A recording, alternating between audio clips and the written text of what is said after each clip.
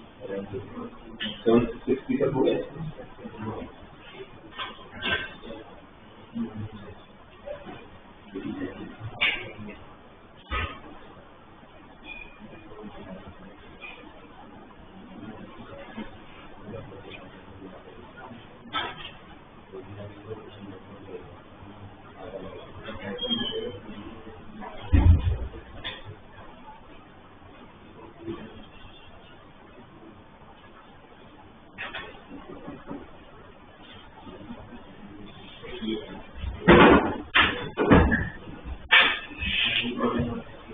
होते हैं जो किया उसमें डाउट।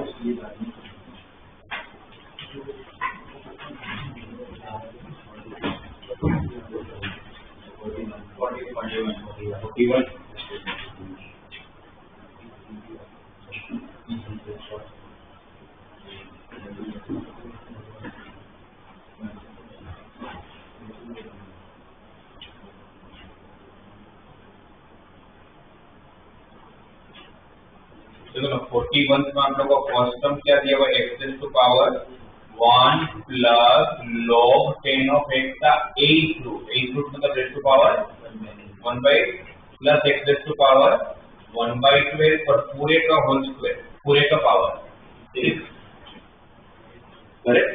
और आपको क्या बोला गया है, इसका फोर्थ टर्म की वैल्यू कितनी है, 200। अगर इसका फोर्थ टर्म फाइंड करें तो आर को क्या रखोगे, 3, क्या हो जाएगा 63 x raise to power 1 plus log 10 of x का पावर n माइनस आर, तो 6 माइनस 3 3 बाई 8 हो जाएगा, और एक्स रेज़ टू 1 बाई 12 का पावर 3। तो MC of r x raise to power n minus r into y raise to r ऐसे तो होता है, और ये 200 दिया हुआ है। What is value of 63, 20। ये कैंसिल तो क्या बचा, 10, राइट। x का पावर, अब आपके पास क्या है, x का power 1 plus log 10 of x को, x raise to power 1 plus log 10 of x को पावर 3 बाई 8 दिया, और x का पावर क्या बचेगा यहाँ पर 1 plus log 10 of x raise to power 3 by 8। अब इसको अलग अलग कर लेते हैं, थोड़ा और कर लेते हैं। x का पावर पे अलग अलग लिख सकता हूँ, अगर मैं पावर को 8 में कर सकते तो पावर को अलग अलग भी तो कर सकते, क्या लिखोगे इसको, x का पावर 1 इंटू x का power log 10 of x, correct, और उस पूरे का पावर 3 बाई 8, और यहाँ पर x का पावर 3 बाई 12, तो 1 बाई 4, इस पूरे का आंसर कितना है 10, पूरे का आंसर कितना है 10। आप लोगों को क्वेश्चन में वैल्यू फाइंड करनी है किसकी, x की, राइट। एक चीज तो पक्की है कि सामने अगर आप लोगों का आंसर, ये तो पूरा नहीं सोल्व करें तो मैं आपको इसका इजी तरीका बताऊंगा। सामने आंसर आप लोगों को कांस्टेंट वैल्यू दिया हुआ है, अब कांस्टेंट वैल्यू दिया हुआ है तो मेरी प्रॉब्लम ये नहीं है, ये भी नहीं है, मेरी प्रॉब्लम ये है, करेक्ट, क्योंकि x के पावर में लोग और सामने आंसर में लोग कहीं नहीं, सामने से कांस्टेंट वैल्यू है, इसका डेफिनेटली लोग हटना चाहिए। लोग कब हटेगा आपके हिसाब से, जब ये x की वैल्यू कैसी होनी चाहिए, 10 या तो 10 का कोई पावर होना चाहिए, 10 होगा तो चलेगा, 100 होगा तो चलेगा, 1000 होगा तो चलेगा, बट होगा वो 10 या तो 10 का कोई पावर। तो एक एक वैल्यू चेक कर लेते हैं, अगर 10 रख लेता हूँ, पहले 10 से चालू करते हैं, 10 रखोगे तो log 10 ऑफ 10 की वैल्यू 1, x को 10 रखा तो ये आप लोगों का 10 हो गया, यहाँ पर 10 रेज़ टू 1 हो गया, ये भी 10 इंटू 10 100 हो गया, सही है, राइट। 100 का पावर 3 बाई 8, x को 10 रखा तो 10 का पावर 1 बाई 4, ये 100 मतलब कितना 10 का स्क्वायर, तो 10 का पावर 3 बाई 4, 10 का पावर 3 बाई 4 और 10 का पावर 1 बाई 4, 8 हो जाएगा, 3 by 4 plus 1 by 4, 4 by 4, 4 by 4 तो 1, तो 10 रेज़ टू 1 ही 10, यही है। अगर 10 में नहीं करता तो मैं 100 रख के देखता, 100 में नहीं करता तो मैं 1000 रख के देखता, है ना। पूरा सोल्व करने से अच्छा है कि वो हमें समझ आ रही है कि x जो होगा 10 या तो 10 का कोई पावर होगा तो वो कर लेते हैं, ठीक है, ऐसे करके उसको करते हुए फिर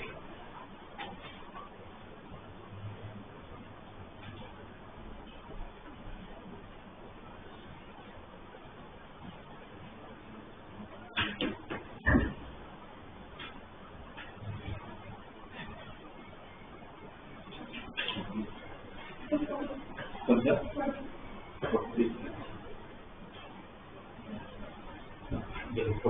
में आप लोगों को क्या गिवन है?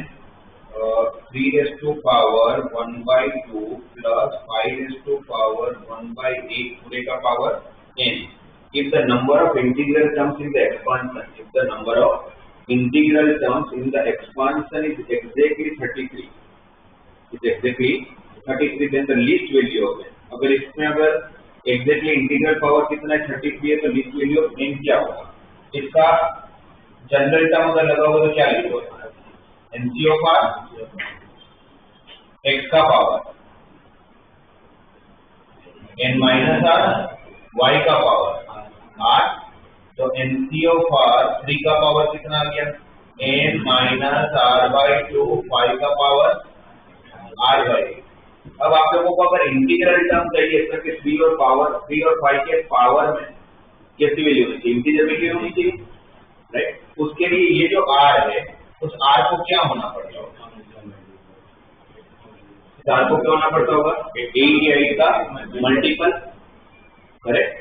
r को क्या होना पड़ेगा? 8 या 8 का मल्टीपल. मतलब r 0 से चालू होके 8 हो सकता है, 16 हो सकता है, 24 हो सकता है, चलता रहेगा. और यहाँ पर n माइनस r को क्या होना पड़ेगा? 2 का मल्टीपल. और आपको लास्ट में जो भी r की वैल्यू आएगी उसका इंटरसेक्शन लेना पड़ेगा, क्योंकि जो r आप यहाँ रखोगे वही r तो यहाँ रखोगे, सही है?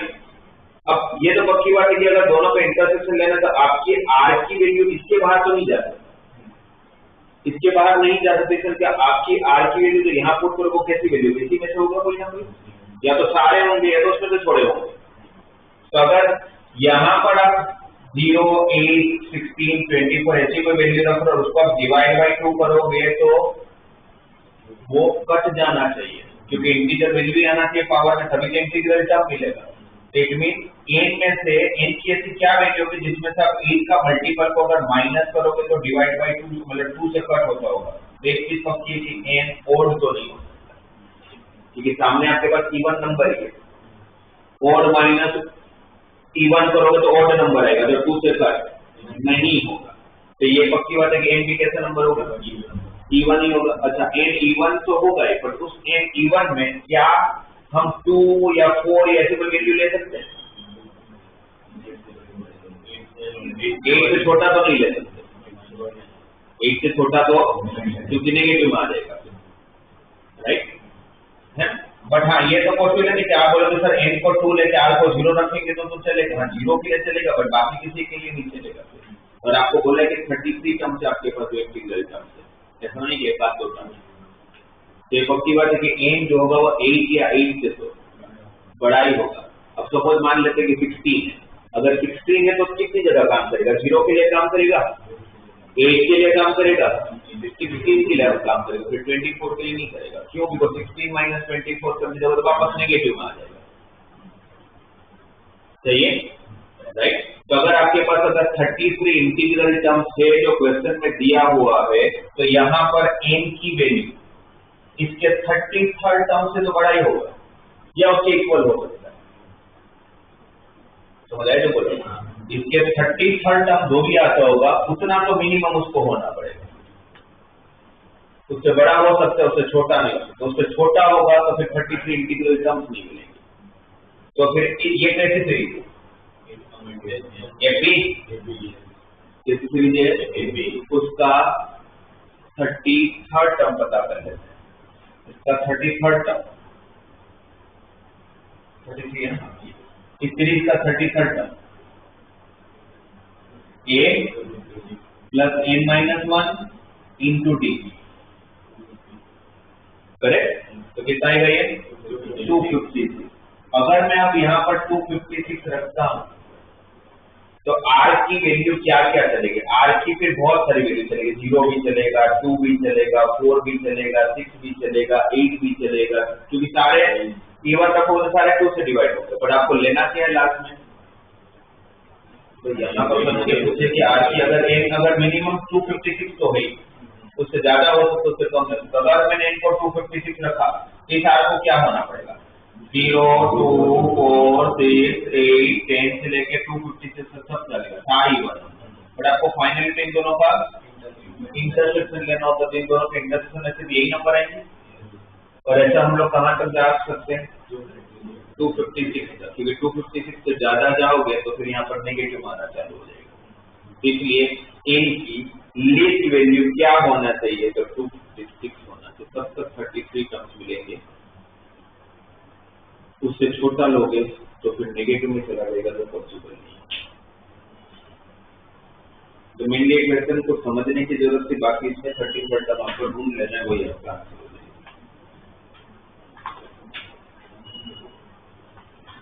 फिर 28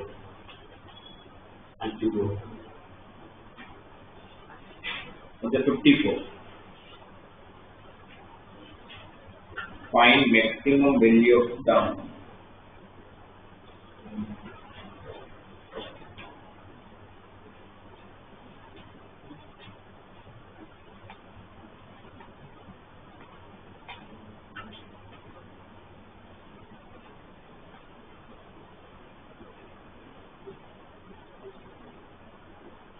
तो पहले तो ये पता कर लेते हैं इस क्वेश्चन में maximum value of the term independent of T. आपको वो टर्म चाहिए जो किससे इंडिपेंडेंट होना चाहिए? टी से। तो टी का पावर कितना चाहिए? 0। इसका general term t of r plus 1 equal to n C of r t x raise to 1/5 का power n minus r, y मतलब 1 minus x raised to 1/10 upon t whole raised to power r। तो 10c of r x के term को अलग करते हैं, x के term को सेपरेट कर ले तो t को सेपरेट कर ले, t का पावर क्या होगा? 10 माइनस r, और ये फिर r भी ऊपर जाएगा तो 10 माइनस 2r, और वो 10 माइनस 2r को क्या होना पड़ेगा? 0। 10 माइनस 2r को क्या होना पड़ेगा? 0। तो r को क्या होना पड़ेगा? 5। अगर r को 5 होना पड़ेगा तो क्या हो जाएगा? 10c of 5 x का पावर 10 माइनस 5 5 5/5 1 माइनस x का पावर 1/2, और t का पावर तो 0 ले लिया था। यहाँ तक समझ आया? यहाँ तक आपका बाइनोमियल था, यहाँ तक बाइनोमियल है। उसके बाद उन्होंने बोला कि इसकी मैक्सिमम वैल्यू होने के लिए x को क्या होना पड़ेगा? इसकी maximum value the term independent of x in the the find the maximum value of the term independent of t। आपको इसकी मैक्सिमम वैल्यू चाहिए।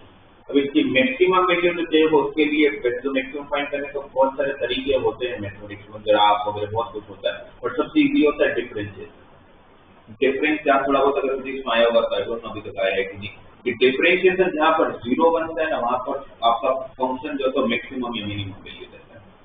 जहाँ पर आपका डिफरेंशिएशन 0 बनता है वहां पर आपका फंक्शन मैक्सिमम या मिनिमम वैल्यू देता है, राइट? आपने जैसे प्रोजेक्टाइल मोशन वगैरह में डिस्कस किया कि आपकी मैक्सिमम हाइट का जो डेरिवेशन होगा उसका डिफरेंशिएशन की हेल्प ली होगा।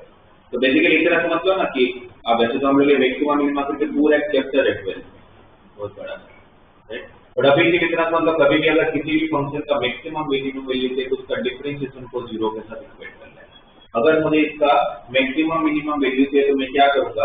इस फंक्शन इसको कुछ नाम दे दूंगा, तो k नाम दे दूं, तो मैं k का डिफरेंशिएशन करूंगा विद रिस्पेक्ट टू x। थोड़ा बहुत जो डिफरेंशिएशन आपको आता है उसको यूज करें, 10c5 की वैल्यू 252 होता है। प्रोडक्ट रूल नाम की एक चीज होती है, पता है डिफरेंशिएशन में? प्रोडक्ट रूल में क्या होता है कि एक टाइम पर आप एरिया का डिफरेंशिएट कर सकते हो, राइट? या तो फिर आप ये भी कर सकते हो, इस x को एक ब्रैकेट में ले लेता हूं, x जब अंदर जाएगा तो क्या होके जाएगा? इस ब्रैकेट के अंदर x अंदर जाएगा तो क्या होके जाएगा? ऊपर 1/2 है, 1/2 मतलब स्क्वायर रूट है, तो x अंदर जाएगा तो x होके थोड़ी ना जाएगा, क्या होके जाएगा? x स्क्वायर होके जाएगा। x स्क्वायर होगा तभी तो बाहर आएगा तो x होगा, अंदर क्या होके जाएगा? x स्क्वायर होके जाएगा। तो x स्क्वायर होके जाएगा तो क्या बनेगा? x square minus x cube. क्या बनेगा? x square minus x cube. इसका डिफरेंशिएट करना है। रूट x, रूट मतलब कितना पावर? 1/2। अगर पावर 1/2 है तो उसका डिफरेंशियल क्या होगा?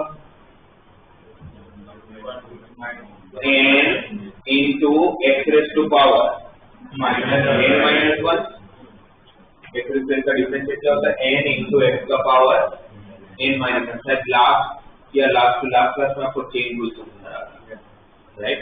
तो चेन रूल में क्या होता है, आपने कौन सी फॉर्मूला लगाई अभी कौन सी फॉर्मूला लगाई?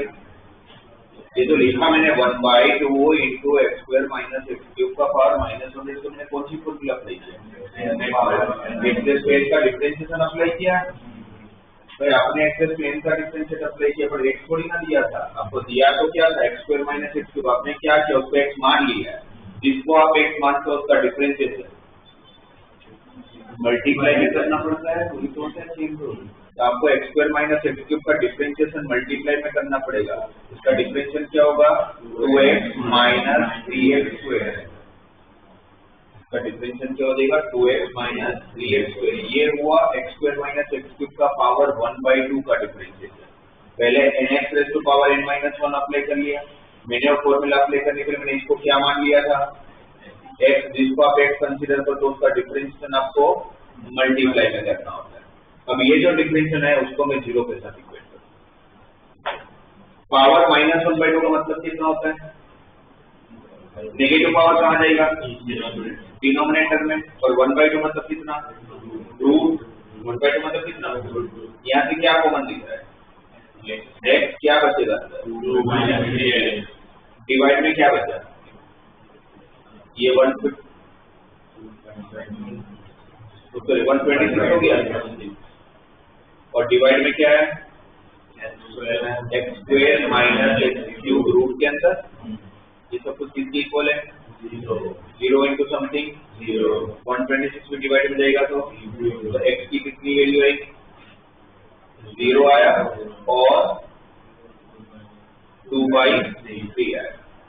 x 0 आया और x इक्वल टू 2/3 आया। अब ये जो दोनों वैल्यू है ना, इन दोनों में से किसी एक वैल्यू पे मैक्सिमम दे रहा होगा, किसी एक वैल्यू को मिनिमम दे रहा होगा, राइट। आपको क्या चाहिए? मैक्सिमम के लिए एक काम करते हैं, दोनों वैल्यू है तो उसके लिए अलग मेथड होती है पता करने की इसमें मैक्सिमम कौन मिनिमम कौन, पर उतना डिटेलिंग अगर आप नहीं जाने तो दो वैल्यू आई दोनों पुट करके देख लेते हैं। एक पे मैक्सिमम मिलेगा, एक पे अगर मैंने x को 0 रखा तो आंसर क्या आ जाना है 0। x को 0 रखने पर वैल्यू कितनी आ रही है 0। और x को अगर मैं 2/3 रखता हूँ, अगर यहाँ पर 2/3 रखूंगा तो 252 इंटू 2/3 इंटू 1 माइनस 2/3 1/3 मतलब रूट 3 ना, 1/3 का स्क्वायर रूट। ये 3 से कैंसिल होगा, 3 8 जा 24, 3 4 जा 12, राइट।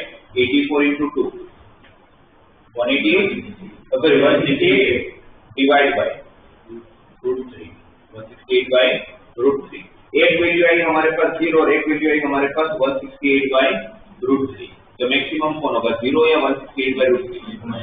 जल्दी बात 168 बाय रूट 3 होगा। अब नीचे उन लोगों ने रूट नहीं रखा है तो हम क्या कर लेते हैं, रूट 3 से डिवाइड और मल्टीप्लाई, रूट 3 इंटू रूट 3, 3 से इसको डिवाइड करोगे तो 3 5 जा 3 6 56 18, तो 56 रूट 3 आप लोगों का ए इज द करेक्ट। तो कभी भी आप लोगों को किसी भी फंक्शन का मैक्सिमम मिनिमम वैल्यू चाहिए तो क्या करोगे, उसके डिफरेंशियल को किसके साथ इक्वेट 0।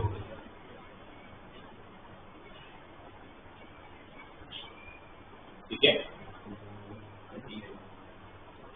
38 48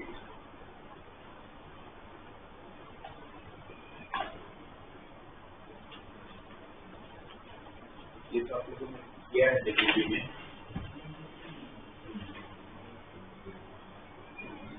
48 1 प्लस x का पावर n प्लस 5, इसके 3 कंसेक्यूटिव टर्म चाहिए, इसके 3 कंसेक्यूटिव टर्म चाहिए। कौन से 3 करना है?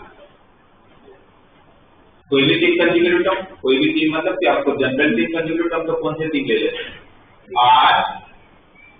r प्लस 1 r प्लस 2 या r माइनस 1, वो आपकी कोई भी 3 कंसेक्यूटिव आपको जो अच्छा लगता है। आपको लगता है मेरे को r plus 5 r plus 6 r plus 7 लेना, तो वैसे आप कोई भी 3 ले लो। मैंने लिया r plus 1 R plus two. अगर मुझे R सम अगर फाइंड करना है तो जनरल टर्म में मुझे R को क्या रखना पड़ेगा, R माइनस वन। तो क्या हो जाएगा यहाँ पर n plus 5 CO into x का power R minus one. R plus one term ढूंढना होता, तो R को क्या रखोगे, R ही रखोगे, तो क्या आएगा n plus 5 CO power into x square, correct. और फिर R प्लस टू टर्म रखना होगा, R को क्या रखेंगे R प्लस वन, तो क्या होगा n plus 5 CO R plus one into x का पावर R प्लस वन, ठीक है राइट। अब ये जो तीनों टर्म आए आपके पास, ये और ये, तो क्वेश्चन में देखिए जो तीनों कोएफिशिएंट है उनका रेशियो दिया हुआ है। The coefficient of the three consecutive terms in the expansion are in the ratio 5:10:14। ये तीनों का रेशियो आपको 5:10:14 दिया हुआ है। कितने अननोन है, दो, तो कितने रिलेशन चाहिए, दो। तो इन दोनों का रेशियो ले लेते, फिर इन दोनों का रेशियो ले लेते। इन दोनों का रेशियो लोगे तो n plus 5 C of r minus 1 divided by n plus 5 C of r equal to 5/10, जैसे मैं दिया हुआ है राइट। ऐसे ही एग्जैक्टली सेम क्वेश्चन आप लोग ने किया DPP 1 का सबसे लास्ट क्वेश्चन, ये उसमें ऐसा ही था, n plus 5 CR divided by n plus 5 C of r plus 1 equal to 10/14। कैसे सोल्व करोगे इसको, फॉर्मूला लगानी पड़ेगी। क्या होगा n plus 5 factorial divided by r minus 1 factorial into, इसमें इसको सब्ट्रैक्ट, क्या होगा n plus 6 minus r factorial, और इसके नीचे डिवाइड करोगे तो n plus 5 factorial divided by r factorial into n plus 5 minus r factorial। फिर ऐसे क्वेश्चन में करते क्या हम लोग, बड़े फैक्टोरियल को छोटे फैक्टोरियल में कन्वर्ट करते हैं, r बड़ा या r माइनस वन बड़ा, तो r फैक्टोरियल को क्या लिखते हैं r minus one factorial cut हो जाएगा, डिनोमिनेटर का डिनोमिनेटर न्यूमरेटर में रखोगे तो r बचा होगा। फिर n plus 6 minus r divide में होगा, n प्लस 5 माइनस r ऊपर जाएगा। तो इन दोनों में बड़ा n plus 6 minus r factorial, उसमें से रिड्यूस करोगे n प्लस 5 वो कट जाएगा, तो क्या बचा होगा r upon n plus 6 minus r equal to 1/2। एक रिलेशन यहाँ से मिलेगा राइट, क्या हो जाएगा relation 2r equal to n plus 6 minus r को शिफ्ट कर लिया जाए तो 3r equal to n plus 6। ये आप लोगों का रिलेशन मिला। एक रिलेशन यहाँ से मिलेगा, सेम से सोल्व करते जाओगे, वो रिलेशन और इस रिलेशन को सोल्व करेंगे साइमल्टेनियसली, तो किसकी वैल्यू आएगी r और n मिल गया। एक बार मुझे n मिल गया, मतलब ये n सपोज कुछ भी मिला, सपोज मान लेते हैं कि 9 मिला, पता नहीं क्या मिलेगा, सपोज 9 मिला, तो 9 प्लस 5 14। अब क्वेश्चन में बोला है उसके बाद इसके एक्सपेंशन का लार्जेस्ट कोएफिशिएंट कौन सा होगा, तो अगर n प्लस 5 14 है तो लार्जेस्ट कोएफिशिएंट कौन सा होगा 14 की 7, तो मिडिल टर्म लार्जेस्ट होता है, तो 14 की 7 सबसे लार्जेस्ट कोएफिशिएंट होगा, फिर उसकी वैल्यू आपको कैसे देनी। ये जैसे एग्जांपल है, मुझे नहीं पता n क्या आ रहा होगा, तो जो भी आ रहा होगा उसमें n पता चल जाएगा, n पता चल जाएगा तो हाईएस्ट कोएफिशिएंट पता चल जाएगा, उसकी वैल्यू निकालने।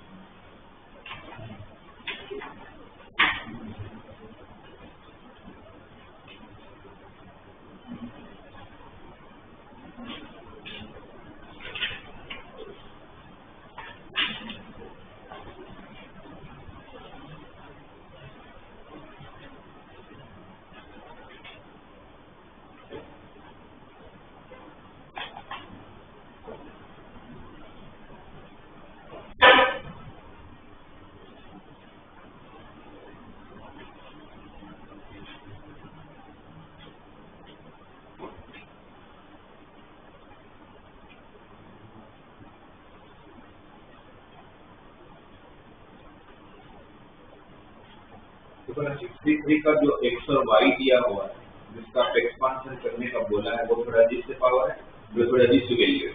राइट, पावर तो ठीक है, पावर तो 10 ही दिया हुआ है, बट वो x और y की वैल्यू थोड़ी अजीब है। 3 raise to power 1/6 into log 3 of 25 raise to power x minus 1 plus 7, और दूसरा टर्म क्या है 3 raise to power 1/8 log 3 of 5 raised to x minus 1 plus 1 raise to power 10।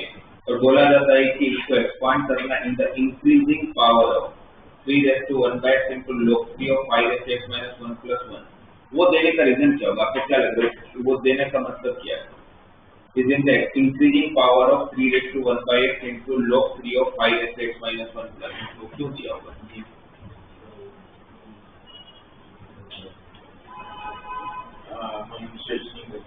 Exactly, switch नहीं कर सकते। स्विच नहीं कर सकते मतलब आपका बीच में प्लस है, एक्सपांशन करते हो आप एक प्लस, उस सेंटेंस को मतलब समझो। उस सेंटेंस का मतलब ये है कि अगर मैं अगर x प्लस वाई का एक्सपांशन करता हूँ पावर 10 के लिए, x plus y raise to 10 को अगर मुझे अच्छा नहीं लगता, अगर मैं y plus x raise to 10 भी करता हूँ तो एक्सपांशन तो कर ही सकता हूँ। पर इस केस में किसका पावर इंक्रीज होता है, x का या y का? y का पावर 0 से चालू के एक बढ़ते जाता है, इसमें किसका पावर इंक्रीज होता है, x का। अगर मुझे क्वेश्चन में देते कि y मुझे असेंडिंग ऑर्डर में ही चाहिए, तो फिर आप ये एक्सपांशन कर ही नहीं सकते, तो फिर आपको ऐसे ही करना पड़ेगा। उन्होंने जो दिया है उनका मतलब है कि आपको 3 raise to 1/8 log 3 of 5 raised to x minus 1 plus 1 को दूसरा टर्म ही रखना पड़ेगा।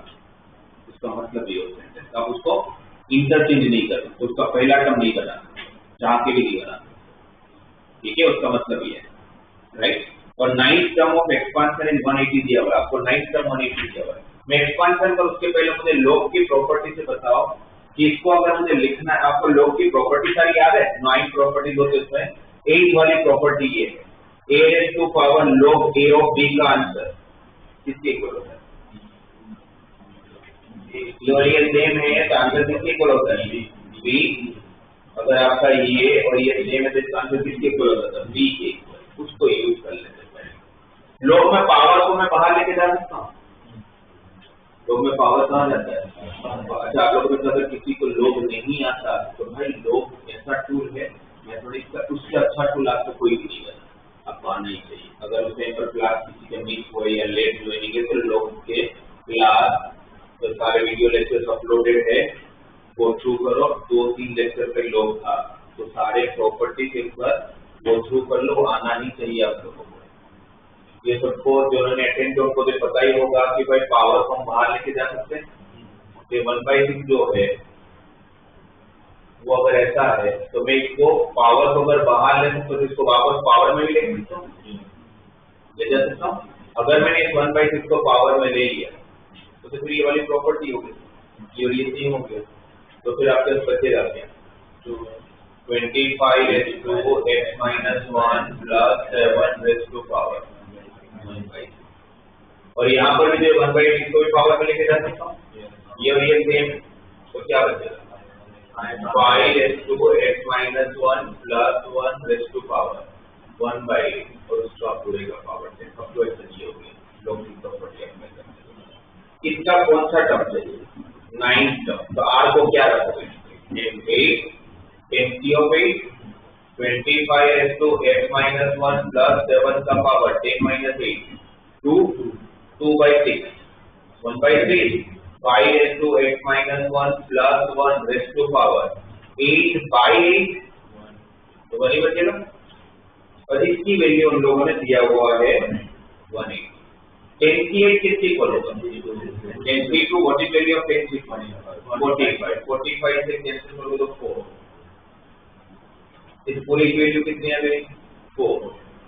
राइट, आपको पूछा गया है x की वैल्यू क्या होगी। अब इतने बड़े टर्म का पावर वैल्यू से 4 है और इसको सोल्व करना बहुत डिफिकल्ट है, तो मैं क्या करूंगा, थोड़ा सा सोच के ट्रायल एंड एरर यूज कर लूंगा। मुझे पता है कि पावर 4 है, कि 25 raised to x minus 1 एक ऐसा ही नंबर आना चाहिए यहाँ पर, जिस जो 25 को स्क्वायर रूट मतलब 25 को कन्वर्ट कर देता हूँ परफेक्ट स्क्वायर रूट में। तो सबसे पहले x को कहाँ से चालू करें? 1 से चालू करते हैं। 1 अगर मैच नहीं किया तो फिर दूसरा ऑप्शन, या तो ऑप्शन से भी आप थोड़ा आइडिया लेते हैं। तो ऑप्शन में क्या दिया हुआ है?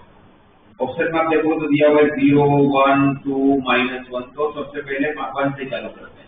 1 रखने पर क्या फायदा? 1 - 1 something raise to 0, 1 + 7 8 raise to 1/3 2, 8 का क्यूबिक रूट 2, ये 2 आया, x को 1 रखा, 1 - 1 0, 5 रेस टू 0 1, 1 + 1 1 + 1 2, 2 रेस टू 1, ये भी 2 आया, ये भी 2 आया, 2 × 2 4 नेक्स्ट हो गया।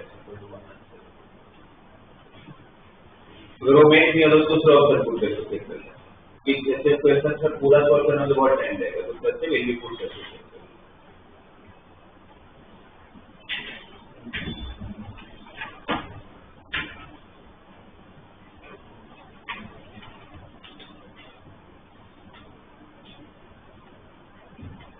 एक बार इसका 69 ट्राई करके मुझे बताओ, ट्राई किया नहीं हो वापस एक बार करो।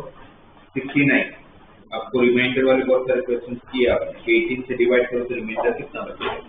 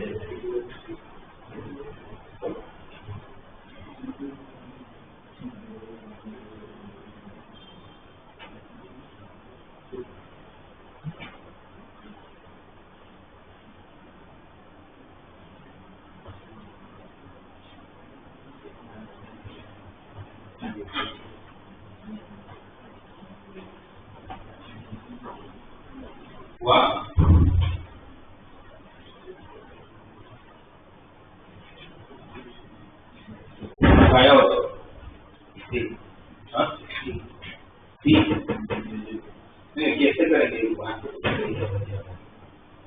नहीं 17 raised to 22 को 49 raised to 11 29 को 48 raised to 11 लिखेंगे उससे फिर 48 plus 1 raised to 11 48 को 18 को मल्टीपल थोड़ी होता है बाकी में स्ट्रीम मल्टीप्लिकेशन में तो जब कॉमन निकालेंगे 48 तो फिर 48 into 3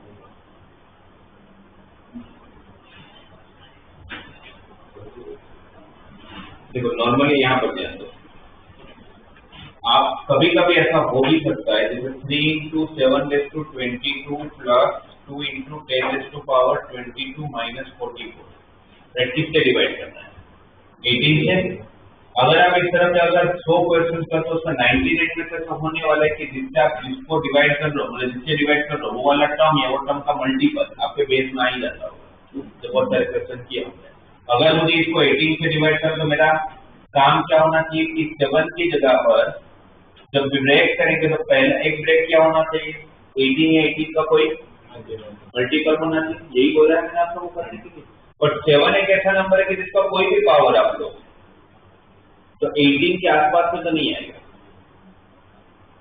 है ना राइट वो देखिए थोड़ा बहुत आपने देखा ही होगा इतने टाइम से कर 7 का स्क्वायर करके देखा होगा 7 का क्यूब करके देखा होगा बट कोई भी 18 के आसपास में या 18 के मल्टीपल के आसपास में नहीं आता राइट तो फिर एक चीज ऑब्जर्व करो उन्होंने क्यों ये 3 बाहर दिया होगा तो मैं बोल सकता 3 को ऑलरेडी है अगर मुझे 18 से डिवाइड कर तो मुझे आंसर 18 चाहिए नहीं मुझे आंसर 6 चाहिए क्योंकि 3 तो है बाहर 6 भी कॉमन आएगा तो 6 into 3 18 हो जाएगा यस तो मैं 7 को 18 के बारे में सोचूंगा ही नहीं, मैं इसमें से कितना कर लूंगा 6 + 1।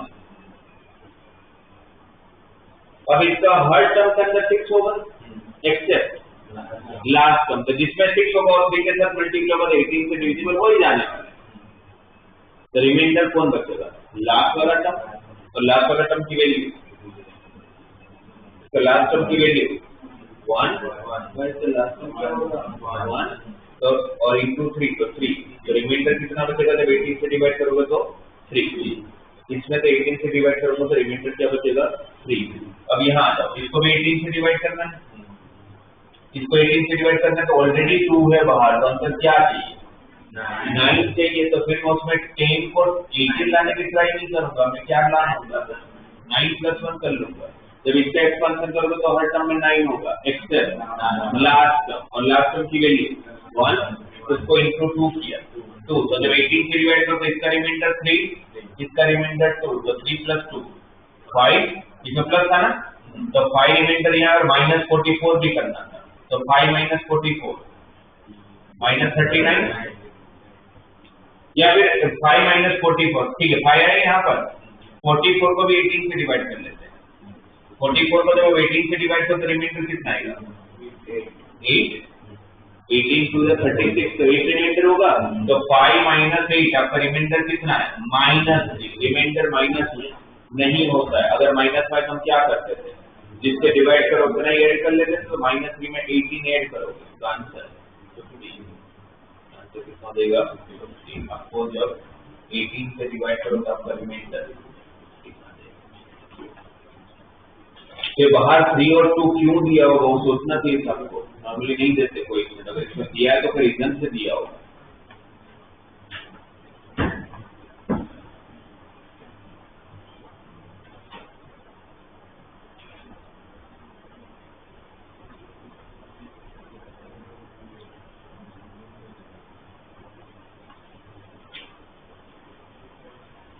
फिर बताओ उसके बाद जो क्वेश्चन आपको निकले उसमें डाउट है।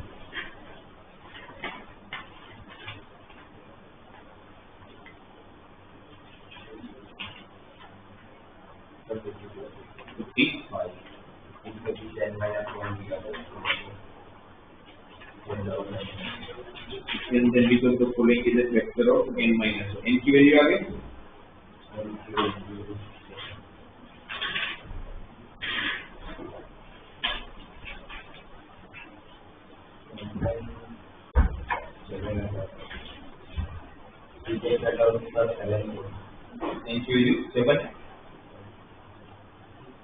आपको क्या बोला है 5⁴ + 3⁴ पूरे का पावर कितना है 60, और आपको क्या बोला है नंबर ऑफ इरेशनल टर्म।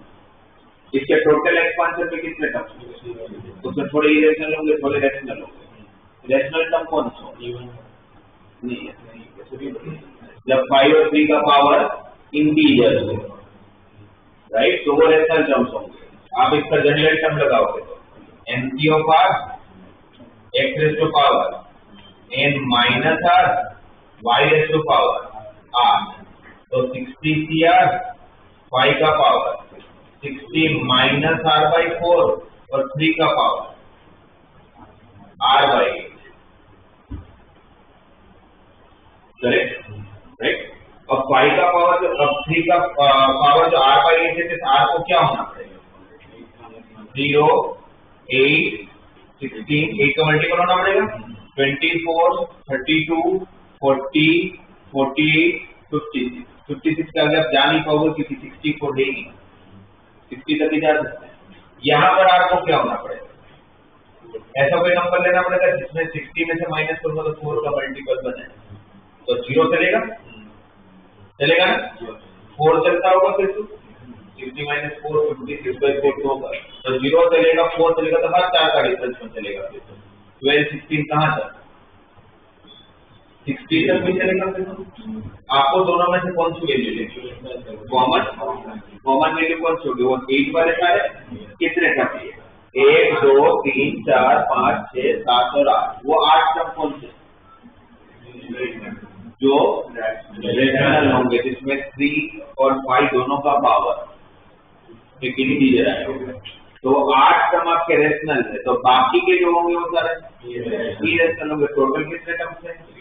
तो 8 रेशनल, तो बाकी 53 इरेशनल। उन्होंने बोला था n number of terms which are irrational, तो 53 आया इनका आंसर। आपको किसके फैक्टर चाहिए? n-1 थे, तो आपको 53 - 1 52 के नंबर ऑफ फैक्टर चाहिए। नहीं, नंबर फैक्टर नीचे कौन सा फैक्टर है नीचे तो वो ढूंढना है। 52 को नीचे में से कौन डिवाइड कर सकता है?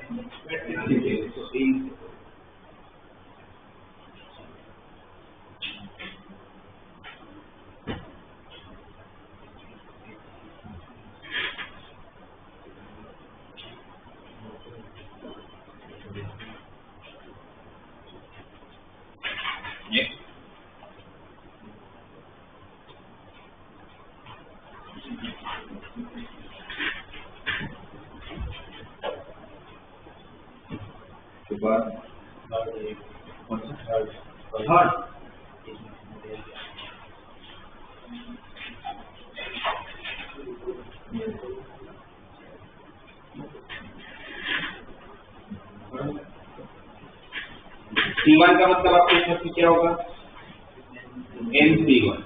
NC1 की वैल्यू NC0 की वैल्यू 1। बाजू में क्या दिया? ट्वाइस ऑफ NC2 मतलब n into n-1 divide by 2, और नीचे है NC1 मतलब n। ये 2 और 2 कैंसिल, ये n और n कैंसिल। तो पहला टर्म आया n/1, तो n, दूसरा टर्म आया, तो मुझे पैटर्न समझ आएगा। नेक्स्ट टर्म क्या आता होगा? n-2, तो डिक्रीज होते तो सबसे लास्ट टर्म देखो n into NCN की वैल्यू 1, n into NCN1, और नीचे क्या है? NC of n-1। What is NC of n-1? NC of n-1 मतलब कितना? प्रॉपर्टी के हिसाब से NC1 ना NC of r equal to NC of n-r। तो NC1 की वैल्यू n, तो n और n कैंसिल, तो डिक्रीज होते होते n plus n-1 plus n-2 कहाँ तक पहुंचा है? इनडायरेक्टली आपको 1 से लेके n का एडिशन करना है, जिसकी फॉर्मूला क्या होती है? n into n plus 1/2। और ऐसे क्वेश्चन में तो मैंने आपको और भी एक हिंट दिया, जैसे मैं एक क्वेश्चन होता तो ऐसा नहीं करते, तो मैंने आपको समझा दिया। मैं 10 की वैल्यू पुट कर लेता, मैं इनकी तो वैल्यू पुट कर लेता, तो मैंने इनको 2 पुट कर लिया। तो इनको अगर मैं 2 पुट कर लेता तो कौन से टर्म तक मैं जा पाऊंगा? इनको अगर मैं 2 कंसीडर करूं तो कौन से टर्म तक जा पाऊंगा? सेकंड टर्म तक ही जा पाऊंगा। बट 2C3 नाम की चीज थोड़ी होती है, तो सिर्फ कितने टर्म तक जा पाऊंगा? 2 ही टर्म तक जा पाऊंगा। पहला term 2C1 by 2C0, 2C1 by 2C0 का आंसर 2, और दूसरा term 2 times 2C2 upon 2C1, 2C2 1 हो जाएगा, तो ऊपर 2 बचा, नीचे 2C1 भी 2 हो जाएगा, वो भी 2 कैंसिल हो गया, तो 2 + 1 3 आंसर। अब सारे ऑप्शन में 2 पुट करके चेक कर लूंगा 3 आंसर कहाँ आ रहा है। पर अगर पूरा सोल्व करना है तो एक सीरीज बन गई, आप देखोगे तो n से लेके 1 तक का एडिशन।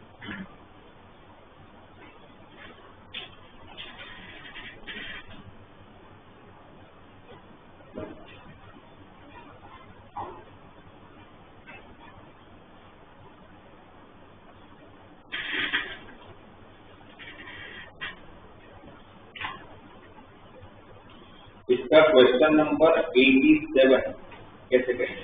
कैसे क्वेश्चन करने का मैंने आप लोगों को मेथड बताया, याद करके बताओ कौन सी मेथड का क्वेश्चन। ये डीपीपी में क्वेश्चन का पर्टिकुलर नीचे का ऐसे 2 क्वेश्चन मैंने बोला था कैसा क्वेश्चन है, आपको कैसे प्रोसीड करना है, क्या करते थे?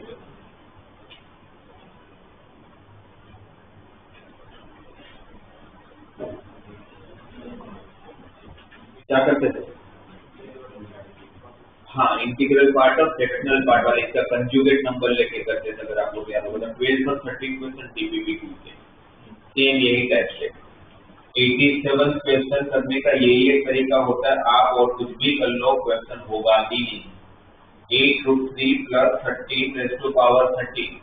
अगर इसका जब आप एक्सपांशन करते हो तो इसके एक्सपांशन में इंटीग्रल रूट होने की वजह से आंसर फ्रैक्शन में आना ही आना है। मतलब इसके एक्सपांशन में आपको इंटीग्रल पार्ट भी मिलता होगा, फ्रैक्शनल पार्ट में मिलता है। इसके एक्सपेंशन में टोटल कितने टर्म होंगे? 14। तो T1 plus T2 plus T3 up to the T14। फिर क्या करना होता है? हमें इसका ही कंजुगेट पार्ट लेना होता है। और इसका कंजुगेट पार्ट लेते टाइम बस एक चीज ध्यान देनी होती है, पहले बड़ा टर्म फिर छोटा टर्म। तो 8√3 बड़ा या 13 बड़ा, वो आपको एक बार चेक करना पड़ेगा। √3 की अप्रोक्स वैल्यू 1.71, तो उसको अगर इंटू 8 करोगे तो 13 से बड़ा होगा कि छोटा होगा? बड़ा होगा। तो 8√3 माइनस 13 होगा, फिर उसका पावर 13। अगर 8√3 13 से थोड़ा ही बड़ा होगा, 13 पॉइंट समथिंग आने होगा, आप देखोगे है ना। तो मैंने जैसे बताया भी था, पहले ही बता दिया, आपको चेक करने की जरूरत नहीं। जो कंजुगेट पार्ट होगा वो डेफिनेटली 0 और 1 के बीच का नंबर। और 0 और 1 के बीच का नंबर कैसा होता है? पावर इंक्रीज करता है तो वैल्यू डिक्रीज होता है। तो ये इसके अंदर सिर्फ फ्रैक्शनल वैल्यू ही रहेगा, इसको एक एवरेज नाम देते हैं। इसके एक्सपेंशन में क्या फर्क होगा? इसमें सारे का मतलब इसमें ऑल्टरनेट साइन मतलब T1 minus T2 plus T3 minus T4 ऐसे चलता रहेगा। और फिर हम डिसाइड करते थे कि इन दोनों को ऐड करना है कि सब्ट्रैक्ट करना है। कैसे डिसाइड करते थे? कौन सा टर्म रहेगा? वो ऑप्शन से नहीं समझ में आता है, वो ऐसे देख के समझ आता है कि वैसे यही करना होगा। कौन से टर्म हटाने होंगे? जिसमें रूट बचता होगा। पहले टर्म में 8√3 का पावर कितना आएगा? 13। का हाइट पावर चालू करोगे तो 8√3 का 13 मतलब उसमें रूट बचेगा, तो मुझे T1 नीचे, तो उसके बाद T3 नीचे होगा। तो क्या करूंगा? दोनों को सब्ट्रैक्ट, तो दोनों को सब्ट्रैक्ट करूंगा तो क्या आएगा? I plus F minus F। T1 पर T3 पर तो टर्म बचे होंगे वो डबल हो जाएंगे। और वो कौन से टर्म बचेंगे? ऐसे टर्म बचेंगे जिसमें रूट नहीं होगा। कौन से टर्म बचे होंगे? क्योंकि 8√3 का पावर यहाँ पर 12 हो गया होगा ना, 8√3 का 12 तो रूट हट गया होगा। तब वो सारे टर्म बचोगे जिसमें रूट नहीं है। रूट नहीं होने की वजह से इसका आंसर इंटीजर आएगा, और इसका आंसर इंटीजर आएगा तो इंटीजर को 2 से मल्टीप्लाई करोगे, T1 इंटीजर ही आएगा। अब F की रेंज, अच्छा इस तरफ अगर E1 इंटीजर है तो इस तरफ भी तो इंटीजर होना चाहिए। क्या होना चाहिए? इंटीजर होना चाहिए। अब I तो ऑलरेडी इंटीजर है। What is range of F?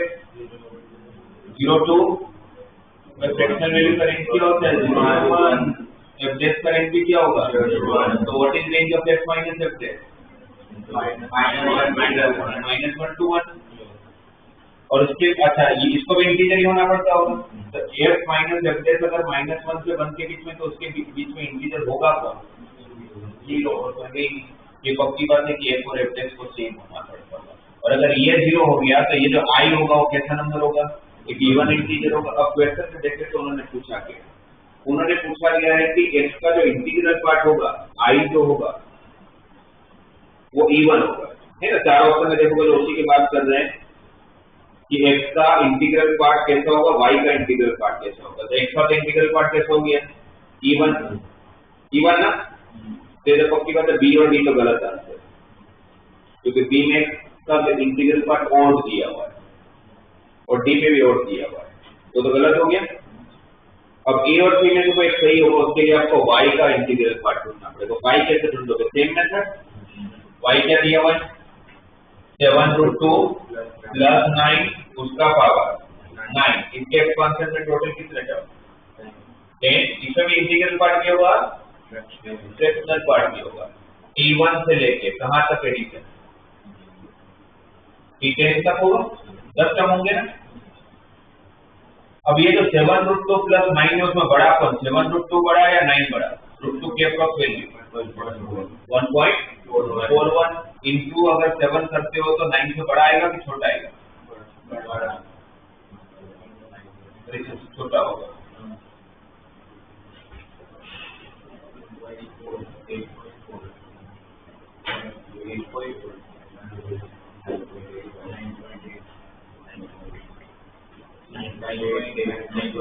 बड़ा है तो बड़ा है तो 7√2 माइनस नहीं करूंगा, फिर तो इसका आंसर में सिर्फ फ्रैक्शनल पार्ट आता होगा, तुम्हारे में से होगा। और इसके एक्सपांशन में ऑल्टरनेट साइन होने वाला है, अब मुझे बताओ कि प्लस करोगे या माइनस करोगे, किसको हटाना है, T1 को या T2 को?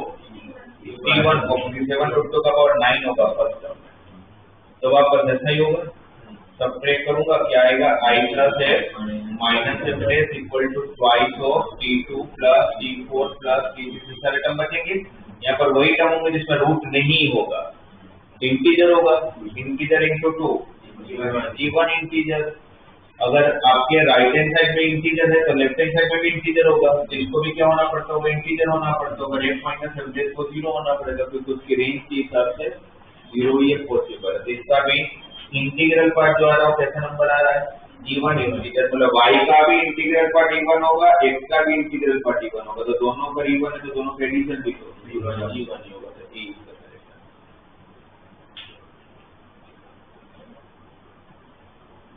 88 में क्या करोगे, किया किससे डिवाइड मल्टीप्लाई, 51 फैक्टोरियल, सबका एडिशन नीचे 51 आ रहा है, चेक करो क्या करोगे, 51 फैक्टोरियल से डिवाइड और मल्टीप्लाई, तो पहला टर्म क्या बन रहा है, 51C1, दूसरा टर्म क्या बनता है 51C3, फिर क्या बनता है, और लास्ट में क्या बनता है 51C, सारे ऑड नंबर का एडिशन करो, तो प्रॉपर्टी के हिसाब से उसका आंसर 2 पावर n माइनस 1, ये होता है n 51 का, तो 2 पावर 51 माइनस 2 to 50, और 51 फैक्टोरियल से आपने डिवाइड किया था, तो वो भी बचा होगा, तो 20 का करेक्ट है।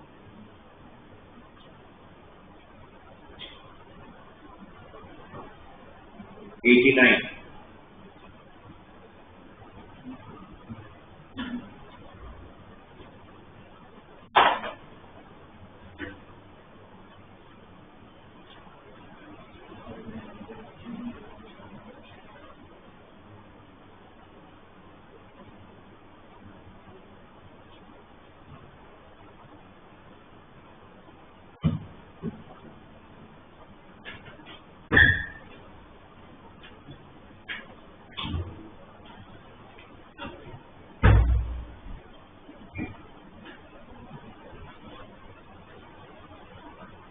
the sum of the question of the first 50 terms, first 50 term, इसमें इसके सारे क्वेश्चन कौन होंगे, फर्स्ट टर्म का क्वेश्चन क्या होगा, 1 minus x raise to 100 expansion का फर्स्ट क्वेश्चन कौन, 100 से 0, सेकंड वाला 100C1 माइनस 100C, और अल्टरनेट साइन होगा बीच में माइनस है, फिर 100C2, फिर माइनस 100C3, जैसे कहाँ तक जाना है 100C 100, लास्ट वाला कौन सा होगा 100C0 से चालू हो रहा है, कहाँ तक जा रहा है 100C100 तक जा रहा है, और अल्टरनेट साइन है। अगर सबका एडिशन पूछा होगा तो आंसर क्या हो जाता है 0 प्रॉपर्टी है डायरेक्टली, अल्टरनेट साइन है तो सबका एडिशन, दोनों सबका एडिशन फर्स्ट 50 टर्म्स है। और इसके अंदर टोटल कितने क्वेश्चन होंगे 101 होगा, क्योंकि 100C0 से चालू हो रहा है, कहाँ तक जा रहा है 100C100 तक जा रहा है, तो आपके पास 101 टर्म्स होंगे, उसमें से आपको फर्स्ट 50 टर्म्स का एडिशन चाहिए, तो क्या होगा,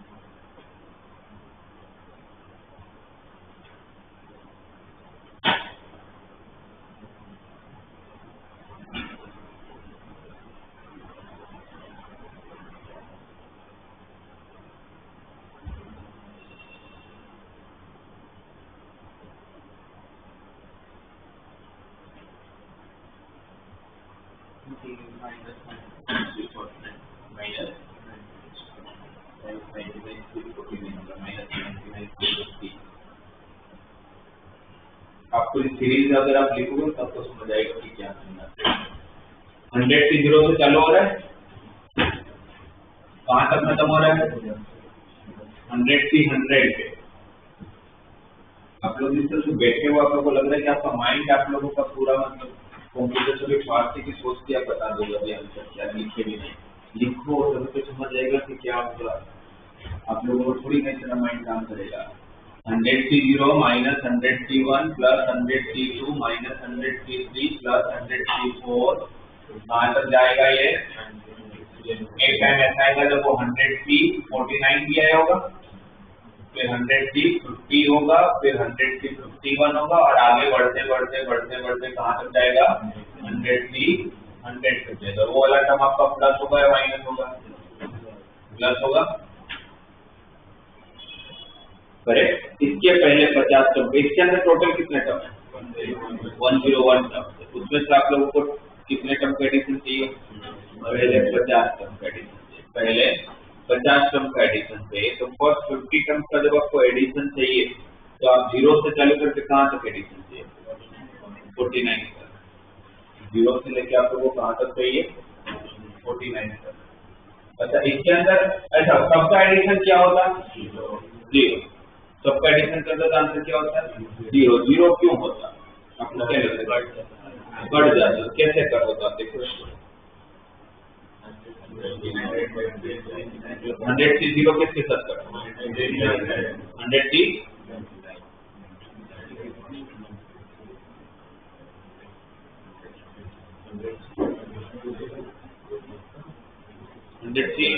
0 किसके साथ? इक्वल।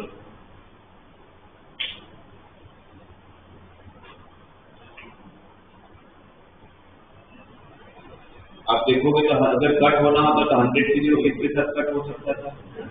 100 से 100 के साथ ही कट हो सकता है। ये दोनों ही प्लस है, ये दोनों ही प्लस है, ये कट नहीं होगा। 100 से 1 अगर कट होता तो किसके साथ कट होता? 100 से 49 के साथ कट, वो भी नहीं होगा बिकॉज वो तो नेगेटिव में, और 100 से 1 भी तो नेगेटिव में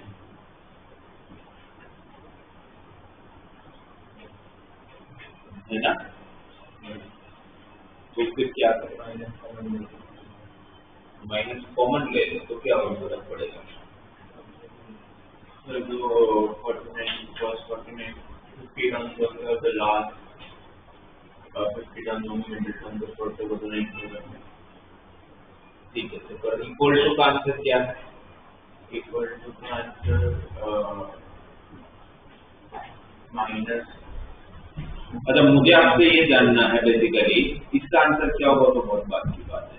मुझे ये जानना है हमारे पास ये property NC0 minus NC1 plus NC2 और टू द NC इसका आंसर 0 है। मुझे इसका आंसर मतलब प्रॉपर्टी की सबसे इसका आंसर 0 आना चाहिए। आप मुझे इसका आंसर 0 ला के दो, बस मुझे ये जानना है। भाई हम इतने टाइम से कर रहे हैं अपने कॉम्बिनेशन के टाइम से तो सब प्रॉपर्टी की बातें हो रही है। लास्ट 1.5 महीने से हम यही बातें कर रहे हैं। मुझे इसका आंसर 0 ला के दो। प्रॉपर्टी के साथ इसका आंसर 0 है, ये कंफर्म है कि इसका आंसर 0 है। यस,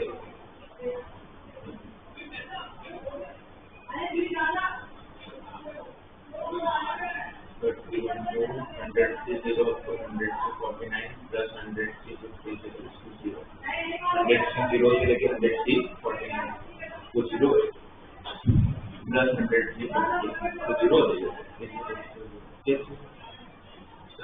क्योंकि सर 100 से 51 डेसिबल्स तो 100 से 49 तो डबल हो जाएगा, तो सर इसमें 2 इंटू हो जाएगा, ट्वाइस ऑफ ये कर दिया। ठीक है, आपने बोला ट्वाइस ऑफ ये लिख दो, ये लिख दिया। ठीक है, ये ट्वाइस हो गया और प्लस 100 से 50 है, अब ये 0 करके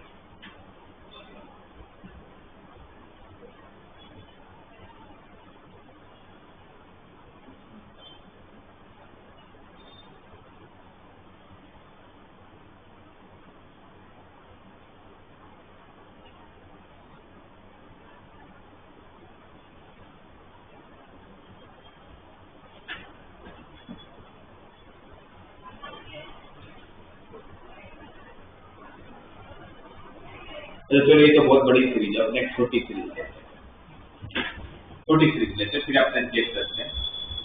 4C0 minus 4C1 plus 4C2 minus 4C3 plus 4C4,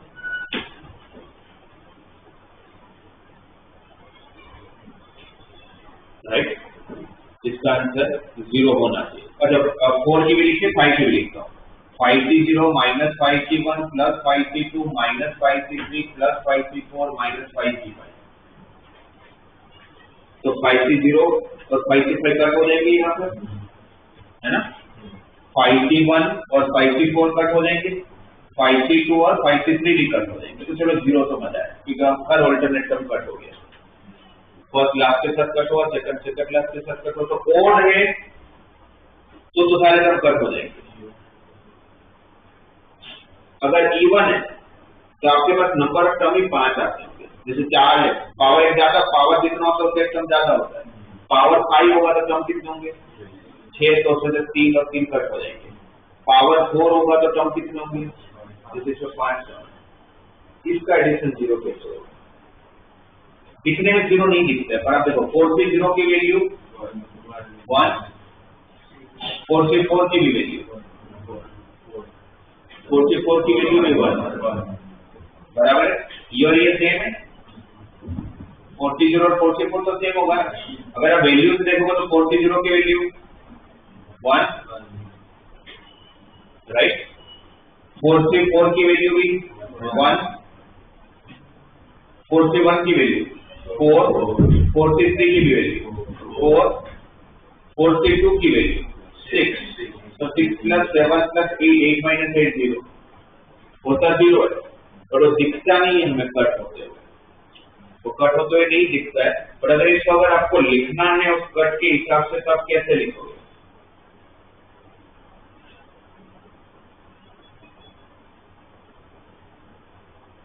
आपके पास एक प्रॉपर्टी अगर आप लोगों को ध्यान होगा तो NC of R plus NC of R minus 1 equal to N plus 1 CR, ये प्रॉपर्टी होती है। NC of R plus NC of R minus 1 equal to N plus 1 CR, right. हम क्या करेंगे, आपको क्या करना चाहिए? 4C0 minus 4C1, 4C0 minus 4C1 plus 4C2 minus 4C3 plus 4C4। अगर आप ऐसा कुछ कर सकते हो जिसमें आप ये प्रॉपर्टी यहां पर यूज कर सकते हो।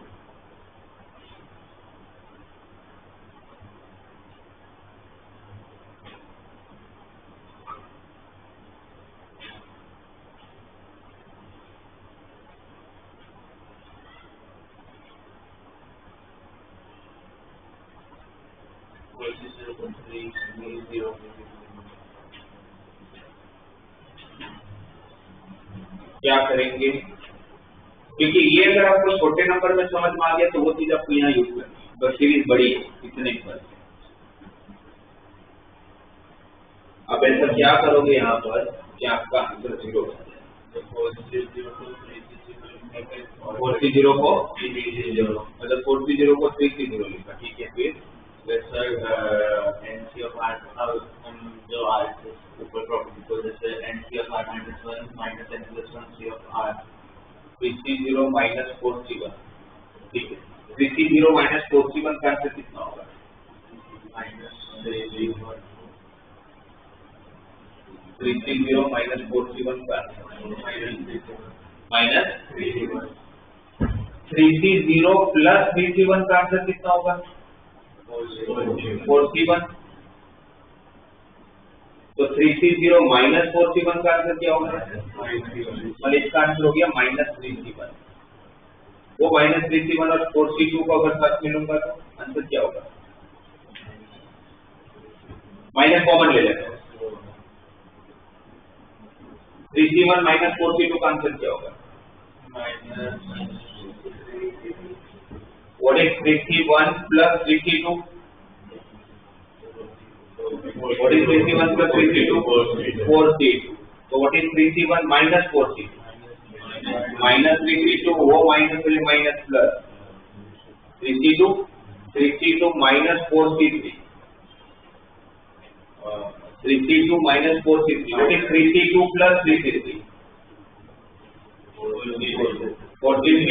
What is 3C2 minus 4C3? Minus 3C3. Minus 3C तो यहाँ पर ऑलरेडी प्लस 4C4 था। 3C3 की वैल्यू 3C3 की वैल्यू 1 आज ऑलरेडी माइनस है तो -1 प्लस 1 का आंसर ही 0 बराबर है। तो सही है, 4C0 को 3C0 लिख देना चाहिए क्योंकि इस प्रॉपर्टी के हिसाब से बीच में प्लस होना चाहिए। अगर यहाँ पर माइनस एक की सेक्टर को शिफ्ट किया हुआ है तो उसके हिसाब से मैं सेट करूंगा, राइट। तो जैसे आप 4C0 में काम करो, अगर वही काम अगर आप यहाँ करोगे तो ये तो पक्की बात है कि पूरे का आंसर तो 0 यहाँ है। इस पूरे का आंसर तो भूले आपको दिख नहीं रहा करते हो, वो दिखता नहीं करते हो, बट आता इसका भी आंसर 0 है। अब क्या करेंगे, यहां से लेके आपको कहां तक चाहिए, तो यहां तक एडिशन चाहिए था। 100 की 100 और 100 की 0 सेम ना। 100 की 99 और 100 की 1 सेम और दोनों माइनस। इसी तरह से 100 की 41 माइनस 100 की 41 और माइनस 100 की 49 सेम होगा। तो अगर मैं इस पूरे को हटा दूं और इसको डबल कर दो चले, तो इस पूरे का आंसर कितना है 0। मुझे इतना एडिशन चाहिए 0 3 के 49 50 कम हो गए। इसको ऊपर शिफ्ट करूंगा तो क्या हो जाएगा, शिफ्ट करूंगा तो -100 50 ये डबल का आंसर है, फिर वो 1/2 डिवाइड में चला जाएगा। तो आंसर क्या हो जाएगा -100 50 डिवाइडेड बाय 2 -100 50 डिवाइडेड बाय 2। अब 100 ये आप लोगों का आंसर इस फॉर्म में दिया नहीं है, इस फॉर्म में आप लोगों को डायरेक्टली आंसर नहीं दिया, तो इसको एक बार सिंप्लीफाई करके देखते हैं। 100 से 50 को आप क्या लिखोगे, 100 factorial divided by 50 factorial into 50 factorial into 2 तो है ही ना। ये 100 फैक्टोरियल को हम लिख सकते हैं 100 इनटू 99 फैक्टोरियल लिख सकते हैं, और इधर एक 50 फैक्टोरियल और 50 फैक्टोरियल को 50 इनटू 49 फैक्टोरियल लिख सकते हैं। 50 इनटू 100 और 100 कैंसल।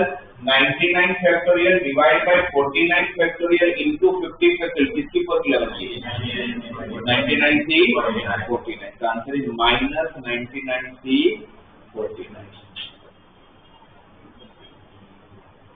राइट। तो आप लोगों का जो 0 वाला है वो ऑड टर्म में तो चलो कैंसिल हो जाएंगे सारे, पर इवन टर्म में वैल्यू के हिसाब से 0 हो जाता है और उसके पीछे आप लोगों की प्रॉपर्टी है, ठीक है। तो कभी अगर फर्क होते हुए नहीं दिखे तो कंफ्यूज मत हो जाना, फर्क होना ही है।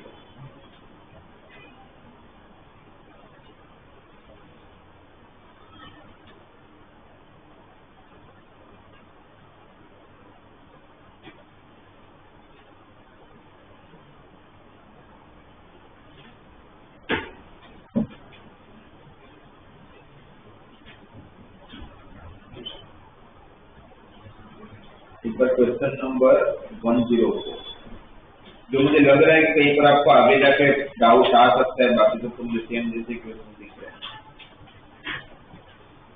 104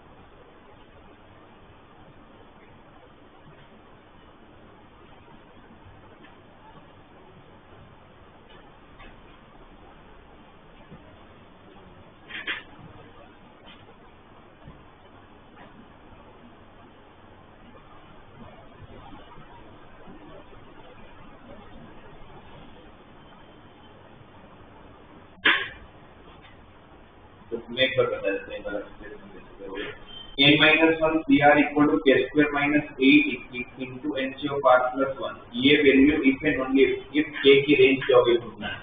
n minus 1 C of R की formula n minus 1 factorial divided by R factorial into n minus 1 minus R factorial k square minus 8 पता नहीं है।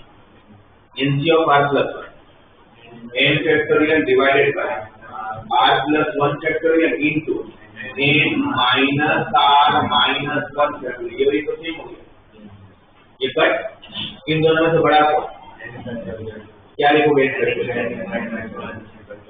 ये कट R फैक्टोरियल बड़ा है R plus 1 फैक्टोरियल को क्या लिखोगे? R plus 1 into R factorial. सही है। R फैक्टोरियल भी कैंसिल, राइट। आप लोगों के पास क्या रह गया? R plus 1 divided by n equal to k square minus 8। इसका बराबर है। आपको रेंज किसकी फाइंड करनी है? k की।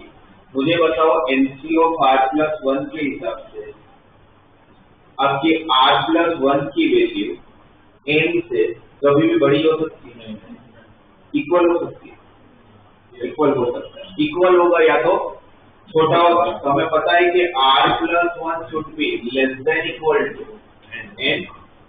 नीचे का नंबर n से छोटा होगा या तो इक्वल होगा। ये ठीक है। If R plus 1 is less than equal to n, then R plus 1 upon n एक तरफ जाएगा तो डिवाइड हो जाएगा। जैसा मान लो दोनों तरफ मैंने n से डिवाइड कर लिया। अच्छा मैं एक तरफ से n से डिवाइड कर सकता हूँ? पॉजिटिव भी तो होता है, नेगेटिव होता तो भी डिवाइड कर सकता था।